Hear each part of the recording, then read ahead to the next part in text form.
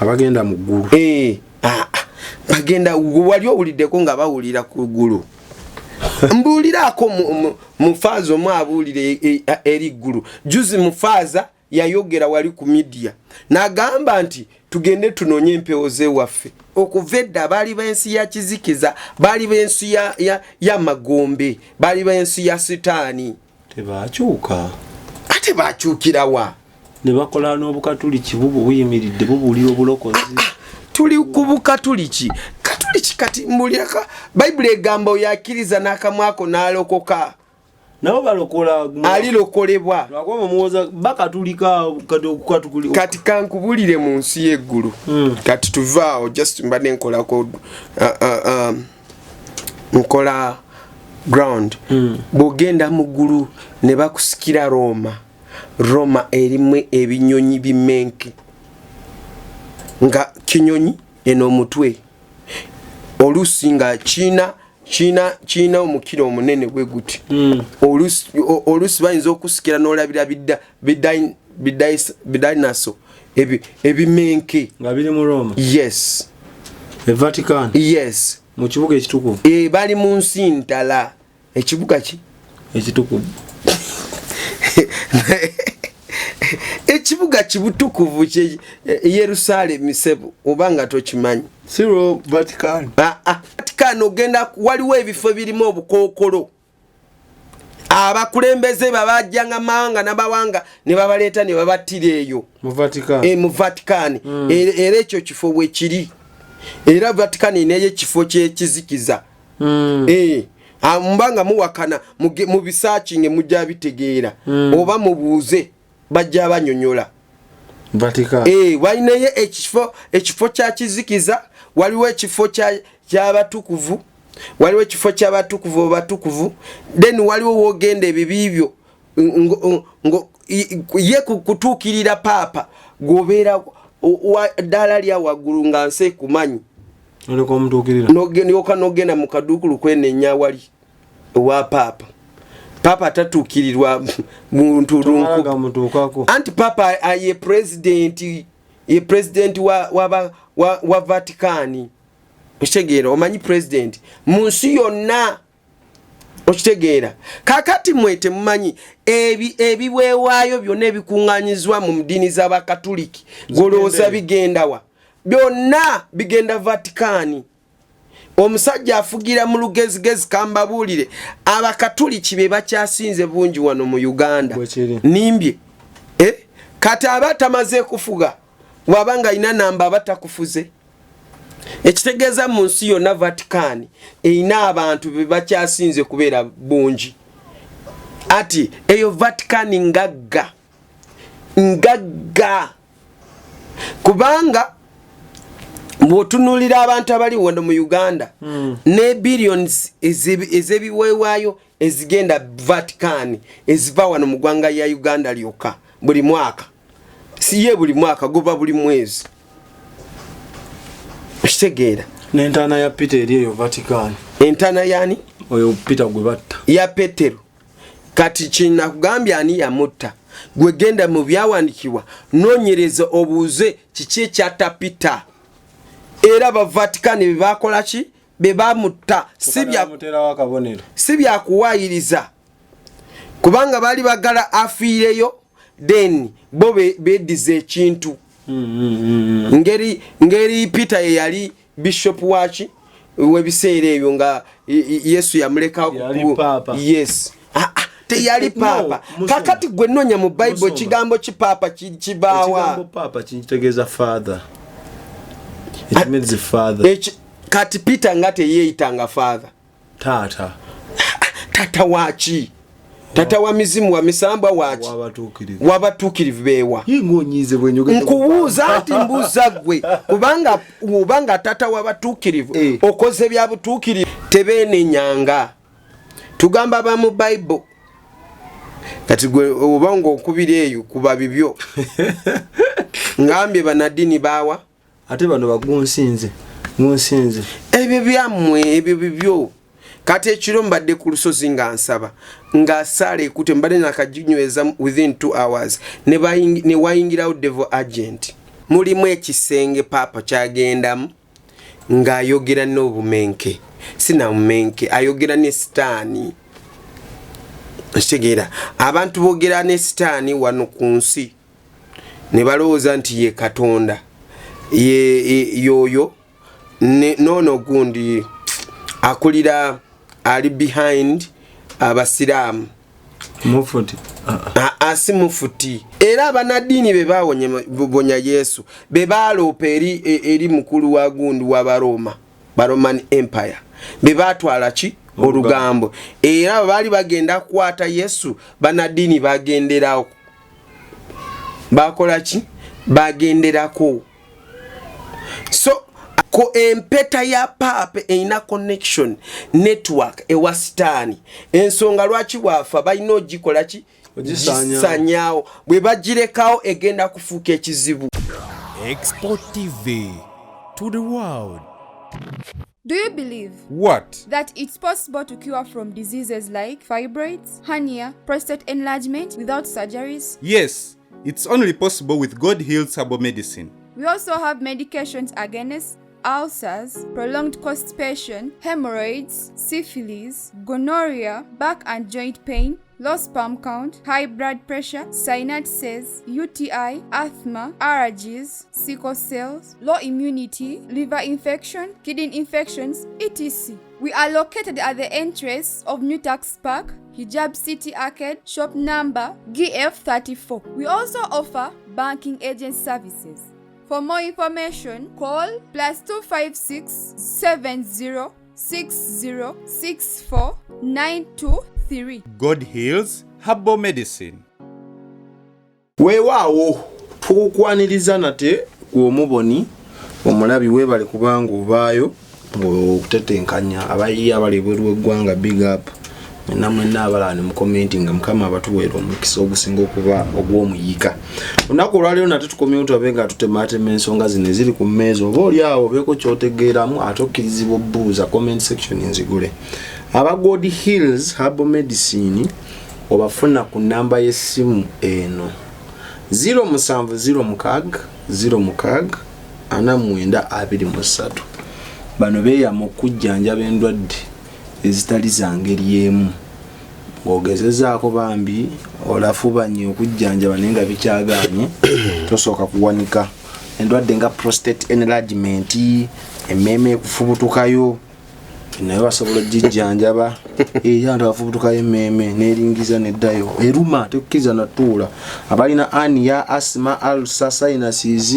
olumizibwa mu nnyingo n'omugongo low sperm count obutonde obukola omuntu ng'olina butono nja kujja mbasomesa abamu tebaawula sperm na semens so nja kujja mbasomesa mayembi manyimu katonotono brain tumor diabetes fibroid allergy syphilis PID n'endala nnyingi endwadde nga bulaba akalanga ako akayita obambi bagezeseeko ate bona bakubira n'obagamba ennamba nagijje ku expo ke ejja kuba nnungi muko bakubireko omusumba wanjisemu nga kitalo kyani ati omutukuvu pop kiba kitalo nnyo awumudde musajja alina myaka emeka 88 kati abatawumutalidde public figure God servant kisiikirize kya Petero omutukuvu agabe enneema kisikirize yes kati ya ayingira mu kisiikirize kya Petero ya by the way pop abanga kifaananyi kya Petero abanga abakifaananyi yasigala okuuma ekkanisa ya Katonda kati kifaananyi tekibaki omukiise wa Petero Katonda yerekere kanisa ye papa akulembera nsi ki papa akulembera bakatoliki ensi Vatican kakati bani bata Yesu soko obuze ku bantu mukama yebaziwe amina mwasibye mutya abali eyo mwasuze mutya era nkomyewo kubeera nga tubaweereza abatukuvu n'abatuukirivu manyi bali mirundi ebiri waliwo abatukuvu waliwo n'abatuukirivu abali mu Yesu Kristo omulokozi waffe then waliwo abajja ate buzzi mu butuukirivu oba bali mu kunaaba kutukula abo nabo webali. So tubabuziza nnyo mu linnya lya Yesu Kristo, Mukama banjagalire maze. Kamusomba wangi obadde ombuuza ki wali? Tetulanze emmere y'abaana bannaye. Tulina abamulekwa bali eyo Busoga, tulina amasomero 2 g'abamulekwa, tulina charity schools. So sobola yimirira n'abaana bano bino basindikirayo mmere oba kawunga naye bijanjalo bangambe mbu bibatamye bangambe. Anyway, gwe kyolina oba bijanjalo oba oyina kawo oba oyina ki tubasindikire bana tubakuze. So spiritual purpose tuli Charity Africa Foundation eri wansi wa spiritual purpose. So ekyo ne crusade next month tulina ne youth conference. So sobola kusagika naye sijja bagamba kifo, njja bagamba kifo nga tutuuse kama abampera omukisa. Badani bano banzijongera abakazi ndala bakatunuuliza gwe ewange wamala ngagamba soda tetumuwulira. Weba ekituufu waliwo olunaku lumu nali sikuwulira ge mazima nange olabe banwanyisa kati ningamba lwaki tetukozesanga ziri ntumirako nnyo mikwano gyange mwenna abaku prayer power church esumbi Omusumba Peter sekitoleka ngambi buli lwa Sunday sawa 4 paka saa 8 service ebeerako temumusubwanga. Wena ekibuzo kyombuuziza abattaani Yesu bali bavaawa Baluma anti kati Roma yali efuga nsi namba biseera ebyo bwogenda mu history ebiseera Yesu Kristo yagira wano ku nsi Baroma be baali bafuga ensi namba Roman Empire. Roman Empire. Kati Roman Empire eyo sandi yagadde kutandikira tandikira walala aye wakuba kibuuzo kizze we akimbuuziza nange nenga kale katandikira olaika we kale sobola okulekawo nisoka tuddayo eno wegatte ku nsooku ngubagire okufa kw'omutuukirivu. Siri mukungubagira bamusanyukire just wakubagenze wabanga atuuse wakatonda oba agenze wakatonda omuntu abadde alangirira abantu mu nsensu entuukirivu mu lubo olutuukirivu yayinza obutagendayo. Someone who anoints the holy one. Wali olabyeko nga bantu balokoka bakatulika oba wali olabyeko nga papa agoba muzimu? Aseba simugoberera nnyo sibadde nnyo muntu. Kati agoba ati emizimu lwaki alwanyisa emizimu ate nga gijjudde mu gundi mu tempo? Olina obujulizi. Aisi mu tempo mulimu emizimu si mina mizimu bali ayogera ne Satan direct. Ani gwoyogerako? Oyo gwenyiri gwongamba Pope. Ati nkugambye ekisooka ani yata Yesu kyakulemi eyo tujja gendayo tusooke kuona omugenzi. Kati nkugambye Pope ayogera ne Satan direct. Petero yali ayogera ne Satan. Petero ali kati mkambuze Petero oyo abadde Petero mukiise anti kukiika kirala balekere kanisa kati tolabangako taatawo tolangako taatawo n'abeera musamize ndigwe nogana kubeera musamize. That is so possible. Naye ono bamulonda. Bani bamulonda? Abatuukirivu. Bamulaba batya nti ye mutuukirivu? Balaba ebisanyizo. Ye lwaki tetufunangako papa muddugavu? Kyogamba bano bakadinaali bonna bali mu Africa bonna bali bastan bafeeka. Beeraguza abo. Banywa amalwa. Musumba. Wangi. Statement nene nnyo ndabanga etamakinga. Ngamba nti papa ayogera ne Satan. Kati no abatatambulira mu nsi y'omwoyo oba abatagendangako mu ggulu ngaffe oba nga mmwe nze nagendayo kubanga nalaba nkale ngaffe nga mmwe nze nalaba. Kati mu Rome mulimu ekisenge papa kyagendamu ng'ayogera n'obumenke sinamumenke ayogera ne Sitaani. Kitegeera abantu boogera ne Sitaani wano ku nsi ne balowooza nti ye Katonda yoyo noono gundi akulira ali behind abasiraamu mufuti asi mufuti.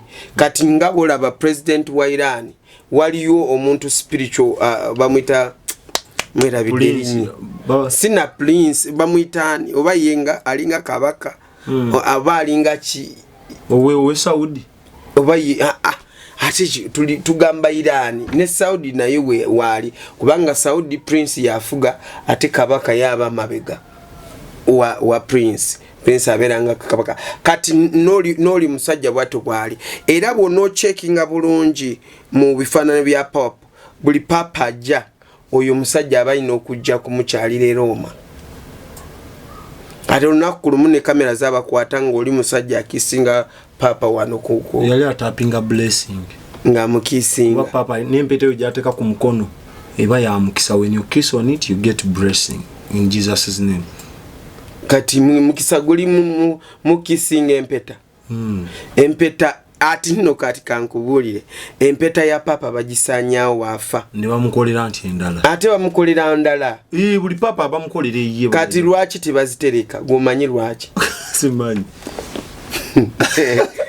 What is the logic behind? The logic behind mbagambye waliwo abantu wano balowooza nti bali mu kwogera na Katonda oba kati waliwo ebisenge biri so hidden. Musumba bokola statement nti balowooza oyinza okundowooza nti boogera ne Satan unknowingly. Yes. Babogera nga tebamanyi. Yes. Baba tebakimanyi kubanga kuvira ddala ku mulembe gwa Yesu Baroma tebeenenya olw'okutta Yesu. Manyiti musumba tebeenenyangako wali okisanzeeko mu Bible kati lwaki baba butuukirivu tebeenenyangako kati bino just biba bitibwa babyambala bwambazi wano ku nsi naye nga muggulu wobeera ng'oli muggulu eri olabira ddala kimenke kyennyini. Teri ddiini esinga mu nsi muno bantu kwenenyanga Roman Catholic. Kati tusobola gamba ddiini kati kankubuulire eddiini eyo gy'oyita ddiini erimu biwayo oba nga bimeka bisatu. Let's focus on Roman Catholic. Waliwo Orthodox ba Orthodox obamanyi bulungi nnyo abali bakulira omutuukirivu yona Luwanga.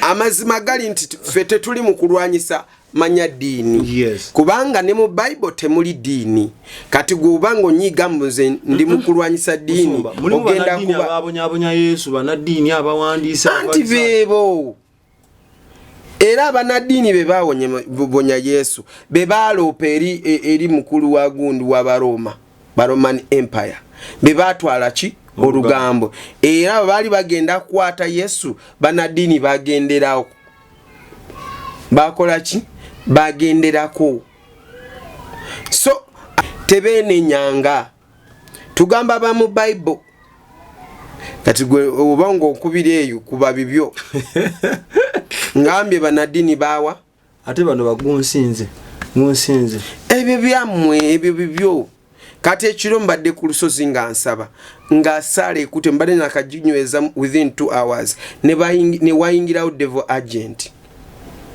kati kyengamba nti muli kintu mubaamu ki ekifu kati devil agent wayingiddemu yalowooza mutegedde nambeerako mabega mukyala wange yabaddeko nnyo mabega natugendamu ku makati kati mbadde nkute ekibiina ng'abantu bona omanyi bw'obeera ku lusozi ng'oli musabi abantu basituka oba motivatinga wenda kulaba nga kibinja kikwetuulula nga mutambula nga musabira wamu kati bwe ntegedde nti tuli attacked saagadde kumulumbagana okitegeera kubanga olusozi lubadde luki lunene kyenakoze nawesse kumbe ne mukyala wange amutegedde kati wazaawo akuba masimu kati mukyala wange wasoose kusigala mabega agenze kuwulira ng'akuba simu n'agamba anti wabaddewo wano omusajja ng'asaba mu nnimi nga sobola kukubira simu okitegeera nga sobola kukubira simu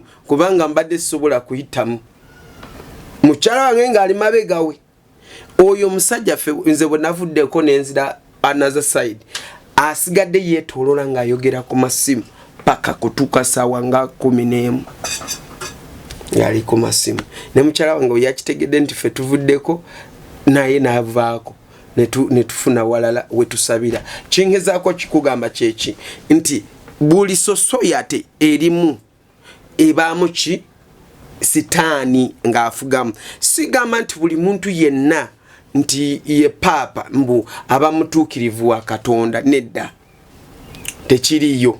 Kubanga Yesu Petero yasabiranga balwadde, yagobanga mizimu, yabuliranga enjiri, abantu ne bakola ki, ne balokoka. Mpayo papa babiri abali bakikozeeko. Ate tubaayo mukatu. Ye ba papa abakazi tebasobola kubaayo. Tulinayo. Nekirala n'emulugunya, ye ba papa baddugavu tebali beerayo. Wali ogenzeeko mu history n'osanga papa muddugavu. Tusanga mukazi kagwe basangulamu. So ekintu kino kiina ngeri gye kyekubiiramu, kyekubira side emu. Goba nga tosobola kubeera nga ofeesinga stand tebajja kulonda era tebali kulonda. Waliwo obukwakulizo. Era papa addako baali bamumanya dda era mugenda kumulaba nga zze abadde mu kutrainingibwa mu mitendera. Kati nga bwolaba bino bizungirize bye bagamba nti bumenke wajja, kati Roma eyina ekifo kibayita kitukuvu, papa yagendayo, waliyo obumenke bava eyo mu nsindala eyo ne bujjaawo. Kitegeera, kati bwajjaawo ne businziiraawo. Kati amaanyi g'enjawulo ge bawa papa siga bwa Katonda. Kitegeera, siga bwa Katonda. Waliwo ekintu ekirala kiri behind ekikozesa that place. Kitegeera, kati enjiri ya Kristo nga ngenda kugalaga bye nalaba mu nsi y'eggulu. Gendo nonye filimu yennyini bagiyita Evil Nun. Kitegeera, girabe ojja kutegeera kye nkugamba. Evil Nun. Ogenda balaba nga bali evil. They pretend they are holy ate nga vampire zennyini. Kitegeera, ekyokubiri omusajja n'omusajja Katonda teyatonda nti mukifule custom nti abasajja mubeere mwekka, nti basajja mu Roma okusangamu omukazi simanyi babandooza out of Rome. Okitegeera, baba basajja n'abasajja. Ate ekirala kye twebuuza, bo bano basajja abatazaala, ye ani yabazaala? Nti bo bazaalibwa with a certain mission. A certain mission. Okulembera abatuukirivu. Bo baba tebalina gundi ezizaala nsigo zizaala. Anti olina okwesaddaako olw'ekkanisa, ensigo weeri ne maali weeri. Munansonyiwa kukibuuza kubanga kinumya omutwe. Tubala abo abasajja abo, abasajja be bantu abali mu lukwe lw'okutta Yesu. Okitegeera, okusaddaaka Yesu. Anyway, kankikyuse, kati nno kankubuulire. Singa wali tewali ki, singa wali Baroma, obuvunaanyizibwa bw'okutukutta Yesu tebwandibaddewo. Tetwandifunye obulokozi. Era bye nalaba mu ggulu, nalaba nga nabo nkuyitira mu bamu nga balina portion, kubanga they had to play that part, nga balina okola ki, egizanye ekole ki, eguke bulungi. Balinayo omugabo? Ya, bagwina, kubanga balina okutambulira mu protocol. Kati mulimu ate abali evil bava ku mulamwa. Sigambye ba Roman Empire mu kusooka yali tekulembera ddiini, yali tekulembera teri bintu bya Katonda, yabye Spartako Westpart. Bo baali bakulembeze nga bolaba America nga bwekulembera. Bakitegeera. So kati bwekito bwekiri nti authority yaabwe kuvedda bwe balaba nga babalwanyisiza oba batuluki bwe babakuba ne babajjawo bwa superpower. Waliwo gwanga lyabajjako bwa superpower awo oba France mu mawanga ago bwe gatyo. Kati bwe bagakuba ne bagawogoleza ne bamala ne bakola ki, ne babawangula.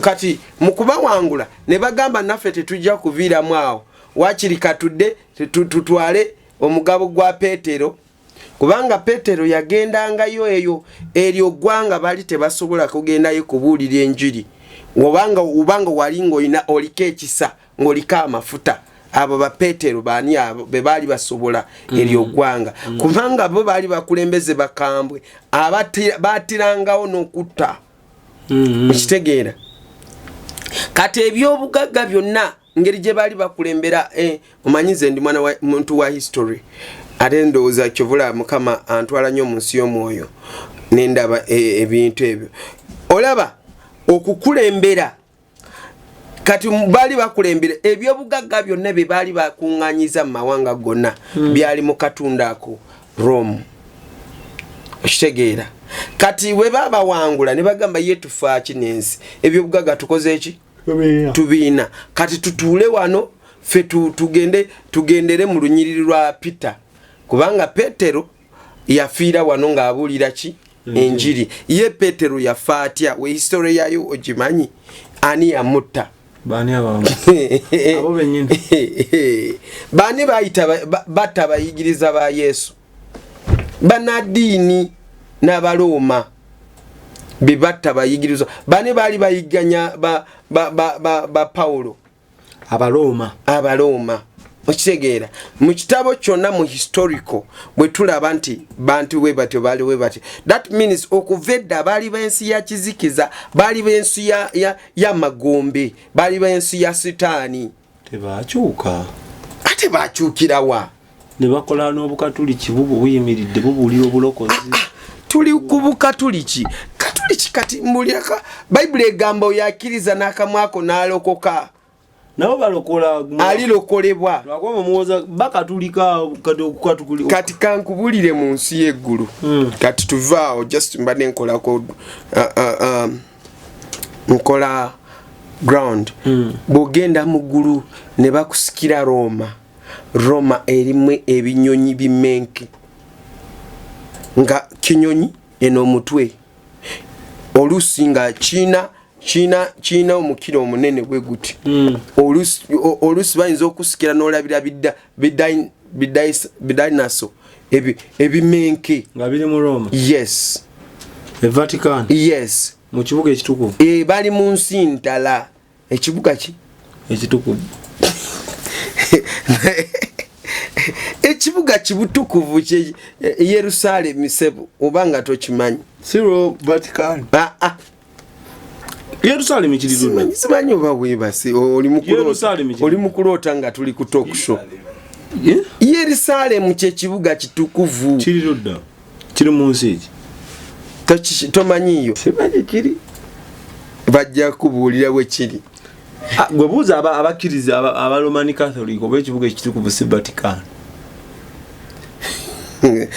lekana tonzijako kati buli wobanga ogenze mu nsi y'omwoyo ojja kulaba nti abantu abo bye bakola si bituufu okitegeera si bituufu ojja kusanga kardinaali ng'ayina essabo waka ojja kusanga manya bishop ng'ayina essabo ki waka era lunaku lumu president yawa bujulizi omufaaza yamugamba agende asooka asamireko era namugamba amanyabuuke mirundi emeka era Museveni n'agibuuka yamuwa obulombolo okitegeera so ekyo tekiri piwa kubeera nti mulokole ekyo obo si bulokole ekyo kitukiyita nti diini ensi eggwanga lyalyo eryo ggwanga ly'Abakatuliki ly'Abaroma kati bafugira mu lugezigezi nti ffe tuli banadiini abagenda mu ggulu bagenda wali owuliddeko nga bawulira ku ggulu mbuulirako mufaaza omu abuulira eri ggulu juzi mufaaza yayogera wali ku media n'agamba nti tugende tunoonye empewo z'ewaffe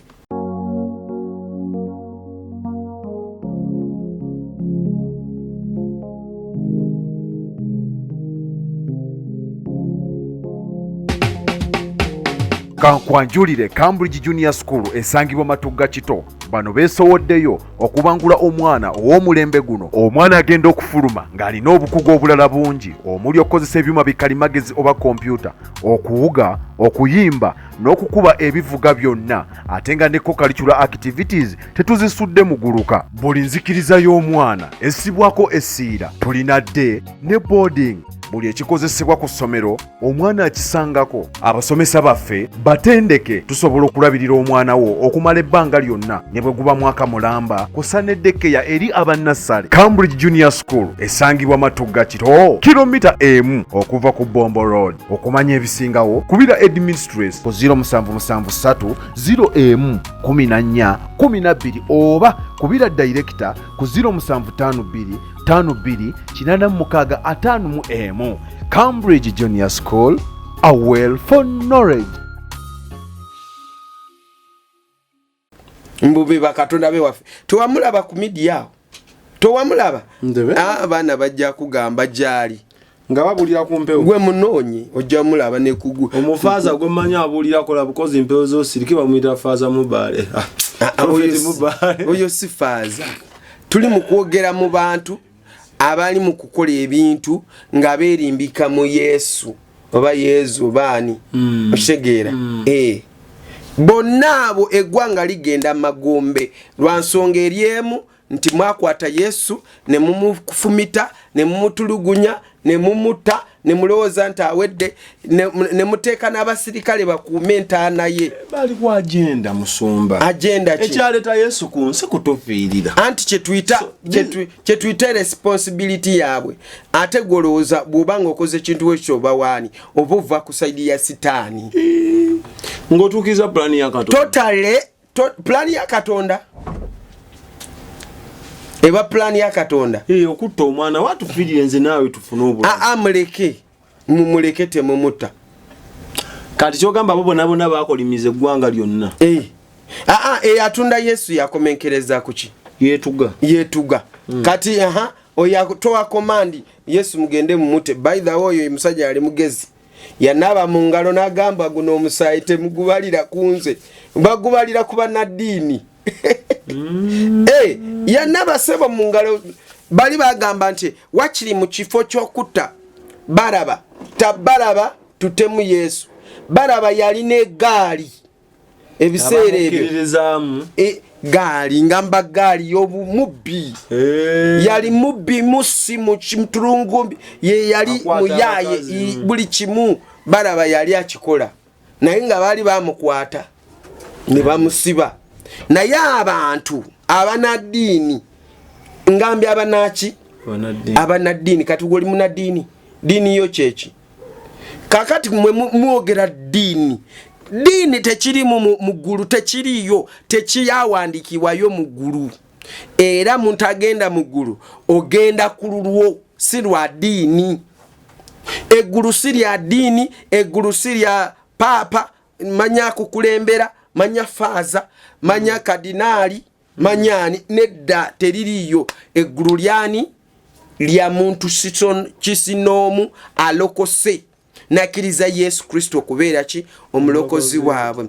Kati oyo paapa lwali lumu nali nsaba nga nsabira ensi yonna nendaba nga batudde mu meeting emagombe ku ntebe ya sitaani nga bali mu kuteesa oshegeera ngeri ebiwonyobonyo ebituuka ku nsi kuno abantu abali bemuyita nti bamaanyi b'ebitiibwa balina ebintu ko empeta ya paapa eina connection network ewa sitaani. Ensonga lwaki bwafa balina ogikola ki ogisanyawo bwe bagirekawo egenda kufuuka ekizibu. Onaddako bamukolera mpya okitegeera egenda kufuuka ki ekizibu. Kati buli paapa ajja abeera ne mission gyagenda kutuukiriza. Yono si yakkiriza bisiyaga mu kyaki yoni yabikkiriza ate gwegoloza yabikiriza bukiriza abiri abadde abirya musumba kati kubikiriza oba tobiridde no yagamba nti wano ddembe lya buntu mubaleke bajjenga bafune obufumbo mu Bible kiriwa bafune obufumbo obutukuvu anti kirabika badde abagata n'okubagata mu kyaki nona kafananyo neno kenda byenga omufaaza omwagata abasiyazi mu kanisa y'obukatoliki Kyokka abakatoliki bayomba nibo babuuza nti bo bano tebabiraba bibateereyo anti buli bwe twekyogera ng'okiteekayo obujulizi ng'oteekayo obujulizi okitegeera faaza gwendabi ng'agatta abasajja ku basajja kakati bayibuli egamba etya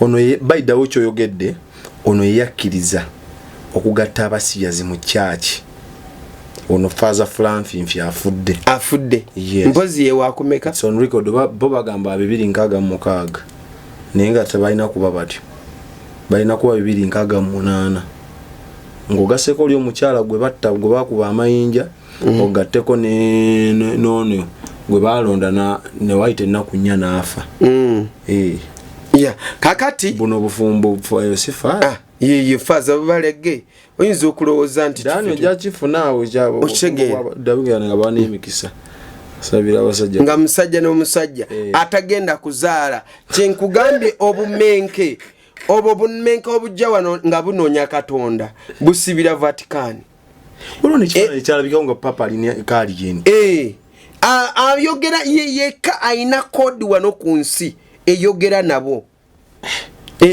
tewali omuntu alina kodi eyogera n'obumenke obwo alien obwo ale alien lwaki bazita alien ze kyekintu kisobola kubula anytime kisobola kukola akabi anytime alabika ng'omuntu oba kirabika mu fomo y'omuntu naye nga guli musambwa oba ba foreign angels bastani abali mu lost city ekino bakabagatta kigatte tebalina kibagasaawo ekyo kimenke kyennyini ekyo kyenkugambye ekyo kyekyo kyaweereza kyebaweereza obulombolombo bwe bakola mbu n'okiisinga musalaba n'okiisinga empeta kati okiisinga byaki ofune blessing emikisa giri mu kukisinga mpita n'okiisinga gundi misalaba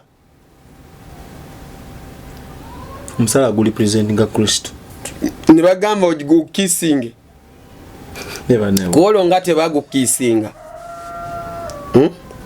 kati buli bwobeera ng'omanyi nti oli mu kifo kikyamu mu nsi y'omwoyo osaana okiveemu kubanga bonna oba okiremeramu ogenda kufa mbadde nkyayogera obuvunaanyizibwa bali supposed kutuukirizibwa nti Yesu agende kukola ki ku musalaba bamukomerere ave ku musalaba bamuziike then bamale ki balabe Yesu ng'azuukira okitegeera obuvunaanyizibwa Abaroma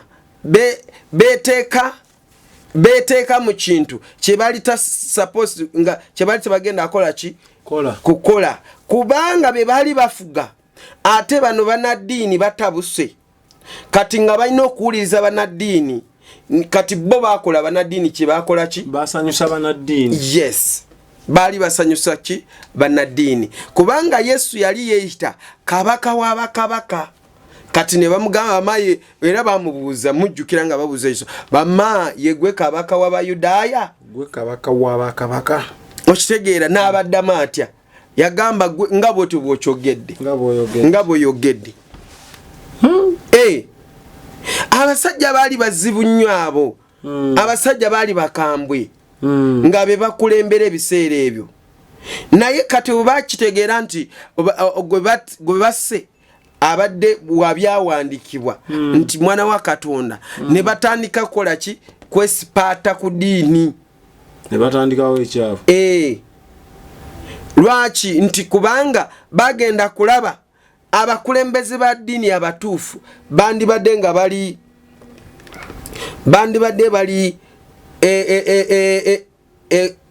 Israeli papa we yandibadde omutuufu okitegeera n'ataba Vatican kubanga Vatican bwogenda mu history Vatican batirimbulanga abantu Vatican ogenda waliwo ebifo birimu obukookolo abakulembeze babajjanga mawanga n'abawanga ne babaleeta ne babattira eyo mu Vatican era ekyo kifo bwe kiri era Vatican neyo ekifo kyekizikiza Mbanga muwakana mu bisearching mujja bitegeera oba mubuuze bajja banyonyola Vatican walinaye ekifo kya kizikiza waliwo ekifo ky'abatukuvu waliwo ekifo ky'abatukuvu obatukuvu then waliwo wogenda ebibibyo ye kutuukirira paapa gobeera ddala lya waggulu nga nse kumanyi oleko omutuukirira nogenda mu kaduukulu kwenenya wali owa paapa atatuukirirwa muntu lunku anti paapa ye president wa Vatican okitegeera omanyi president mu nsi yonna okitegeera kakati mwete mumanyi ebiweewaayo byonna ebikuŋŋaanyizwa mu ddiini z'abakatuliki golowooza bigendawa byonna bigenda Vatican. Omusajja afugira mu lugezigezi kambabuulire abakatuliki be bakyasinze bungi wano mu Uganda nimbye kati abatamaze kufuga wabanga ina namba abatakufuze ekitegeeza mu nsi yonna Vatican erina abantu be bakyasinze kubeera bungi ati eyo Vatican ngagga kubanga mwotunulira abantu abali wano mu Uganda ne billions ezebiweewaayo ezigenda Vatican eziva wano mu ggwanga ya Uganda lyokka buli mwaka siye buli mwaka guba buli mwezi okitegeera n'entaana ya Peter eri eyo Vatican entaana yani oyo Peter gwe batta ya Petero kati kinakugambya ani yamutta gwe genda mu byawandiikibwa noonyereza obuuze kiki ekyatta Peter era ba Vatican bebakola ki bebamutta si byakuwaayiriza kubanga bali bagala afiireyo then bo bedize ekintu ngeri Peter ye yali bishop waki webiseera ebyo nga Yesu yamuleka yes teyali papa kakati gwe nonya mu Bible kigambo kipapa kibaawa kigambo papa kintegeeza father. It means the father. Kati Peter ngate yeitanga father. Tata wachi. Tata wa mizimu wa misamba wachi. Wabatukirivu bewa. Yingonyize bwenyoge. Nkubuuza ati mbuza gwe. Kubanga tata wabatukirivu. Okoze bya butukirivu. Ati kyonge ekigambo musumba kizo okuba kitegeeza birala. Nenga gwakiriko you do against. Nenga kye kigambo papa kitegeeza father. Naye singa nali nsobola kusabira n'olaba ebyonsi y'omwoyo n'osobola kutegeera byetwogerako ndowooza wandibadde nga ogamba musumba nga bikukanga njagala ng'otegere kye nkugamba nti kale bano bapapa baabaliko bayinza okuba basinza sitaani nekyo nga kyo ekigambo papa kitegeeza father esaala mu Matayo egamba etya tugisome Yesu gye yatuyigiriza kitaffe ali mu ggulu lwaki amuyita kitaffe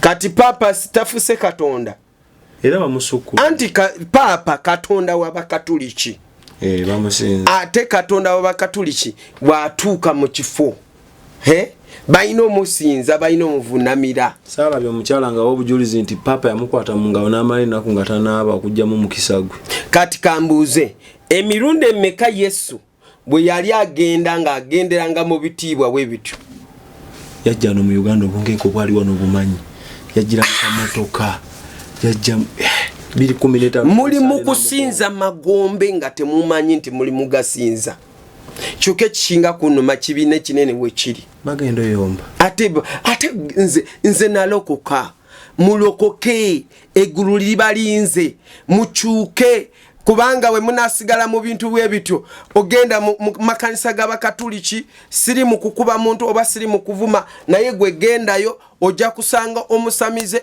nga yesibye irizi ali mu church ate talokoka nga tajokyanga atambula nayo nafa nayo ojja kusanga omusezi nga ali mu nga tavaamu takyukangako okitegeera teba bogere evanjiri bamanyi kwogera ki vanjiri tebamanyi byakulokoka kubanga ogamba kulokoka mbofuse oba ofuse mulokole ate bulokole bavuyita dini obulokole si dini omuntu kulokoka kiri mu Bible okkiriza n'omutima gwo n'oikiriza Yesu n'olokolebwa okitegeera kuva mu bibi kuva mu Yesu ensonga yatufiirira ku musalaba kati kankulage ensonga lwaki Yesu yatufiirira ku musalaba lulina bibagamba okuba nazako ebibi okubagula n'omusaayi bingi okitegeera naye kati tubuuze lwaki ogendanga mu kadduukulu logamba papa omutuukirivu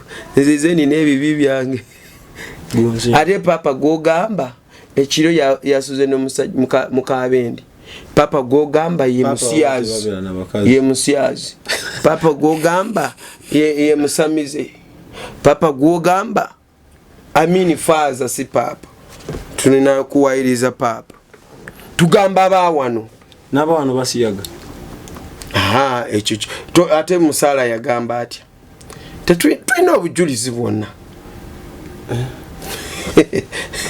omwana yangamba abaana basista bajjamu embuto z'abafaaza mbigo basista omwana akangamba nesikakkiriza kubanga si bituufu teyampa evidence naye ngamba girls in those bigos they are bought naye neweebuuza abaani ababigira nti abafaaza kakati muve mu kusinza abantu mwasirwala mwadda mu kusinza abantu ne muva ku Katonda abo sibe ba Katonda bwenkola ki bawe ku magezi abo kuba ekibiina kinene yabe tusiibula bandi musumba on a serious note I know abamanyi nti njogera mazima bajja gategeera nti njogera ki amazima mwabula mbozi mwabula kubanga mbabuziza ni yakomera Yesu Kristo ne munziramu ne mbabuza ani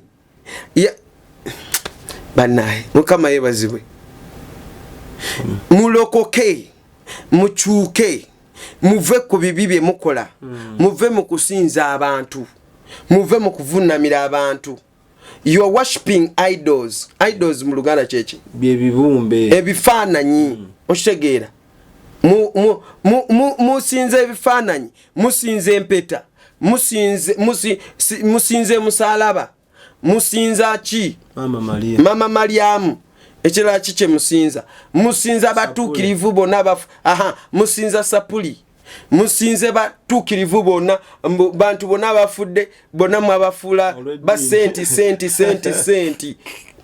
manya senti buli afa olw'eddiini afuka senti senti Matayo nawe natofuka senti Edward nze sikyagala ekitiibwa ekyo sikyagala oshegeera teriyo omutuukirivu yafa agenda akusaabira taliyo ate tajja akusabira mufu asigala mufu Bayibuli egamba nze ndi Katonda w'abalamu siri Katonda w'abafu bwe nagenda mu ggulu era bakugamba bwe bakwawula bakugamba bangamba gwokyadde bukyazi tewafudde okitegeera bw'oba mufu oba okoze eki mufu ate bw'oba mufu tokomawo ogendera ddala bw'oba mufu nga mutuukirivu oba mutukuvu ogenda mu ggulu bw'oba mufu nga mukozi w'ebibi nga mubbi nga muyaye nga mufere osinza sitaani ogenda mu geyeena teza Francis ali mu ggulu onemesa n'okwogera musumba badde owunzise ndiyo badde ogiwunzise onemesa n'okwogera point badde ogiwunzise nti bagenze wa sitaani lwakuba sisome na Bible ku lw'obudde mbadde njagala nkutereka enyirira ezikakasa nti faaza paapa ali mu ggulu ali mu geyeena kubanga abantu babadde bamusinza tebasinza Kristo tebasinziza Yesu basinziza paapa newe yasoko linnya ekigere nalabye bali bateekawo n'abantu basabirawo emikisa wali enna mirembe wanawe yasoko teekawo ekigere ne balambawo fathers fast food papa's fast food ekigere yasoko kirinnya bwati so they go there and they tap and worship ne bafuna blessing wogulaba nga bagufuna Semali, it was 2015 papa weyajja mu Uganda. Okay, kati nga tusiibula banaye mbabulira kintu kimu mulokoke eggulu gyeriri ne geya naki gyeriri buno fanga ng'otanalokoka ekibiina kyo kikulinze wansi w'omugeye na magombe kikutwale bw'onofa ng'oli mulokole ekibiina ekiri kinene kikulindiridde awo ku mulyango gw'eggulu nga kikwaniza ngamba weebale kuwangula ensi okitegeera kati buli muntu alina ekibiina ekimulindidde ku gate kusinzira ku mirimu gy'okoze wano nze sisinza muntu era siri musinza era nze kambabuulire nze Mukama mpadde ekisa kituufu mbasabira abantu ne basumulukuka emizimu njigoba emisambwa njigoba gintya n'okuntya ba agenti bantya buli kimu kyonna kintya naye temunsinza musinze Yesu. Nze wendi wano kola ki kukola mulimo gwa Kristo emirimo gya Kristo we tujikola wano tusobole kubeera nga tukola ki tugenda mu ggulu owulira ngo oyagala kulokoka saawa zino ngenda kwatuza obulokozi gamba ayi Yesu olunaku olwaleero nsazeewo n'omutima gwange nga tebankase kyusa magenda gange sangula erinnya lyange kuva mu kitabo ky'abafu oliwandike mu kitabo ky'abalamu neegana sitaani n'emizimu gye n'emisambwa gye olunaku olwaleero njatula n'akamwa kange nga tebankase nti ndokose. Amiina. Kati gwofuuse mulokole.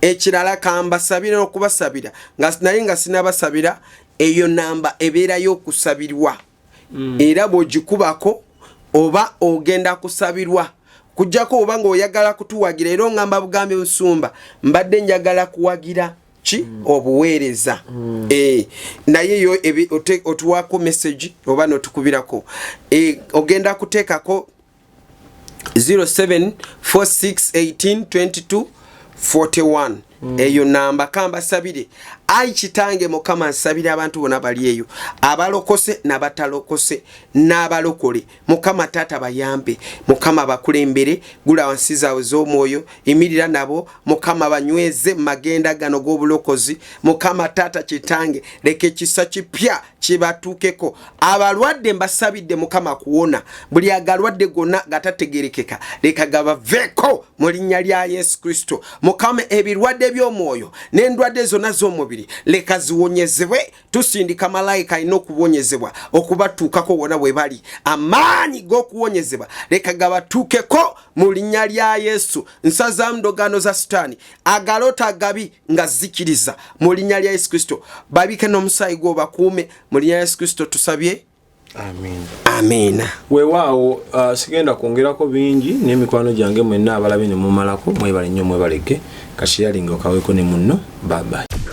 Export TV to the world.